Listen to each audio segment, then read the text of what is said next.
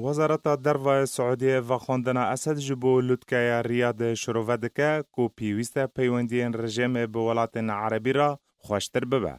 وزیر دروا سعودیه فیصل بن فرحان درباره دانستاندن عربی به رژیم اسد را اشکره کرد که هنزویه بحثا خوش کرنا پیوندیان به رژیم سوری را ورا کرن.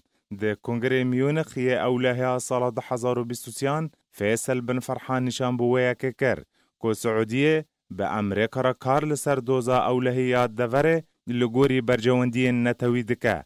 سربار کرو گوت لحفاتنک عربی هیا که ایدی روشا سوری بویشوی نای قبول کرن و دبا که وصا بردوام نکه و تکزیل سر چار سر کرنا روشا پنابرین سوری لدروا و دوار مروفی لهندر دهاتا کرن.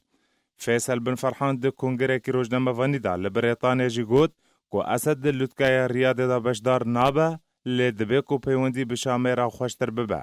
سرباری کو دبه بردوامیا پیوندیان به رژیم اسد را ده پیشاروژه دا رژیم وگرن ناوا کومکار عربی جی آلیاکی دنوا گوتو بیجه بناوه لحوهاتنا سوریه. یه سر به رژیم سوری و عمر رحمون تکس کر کو پشتی سردان وزیر دروای مصر سامح شکری شامه را و وزیر دروای سعودیه سردان شامه بکه لبه کو دما سردان اشکره بکه.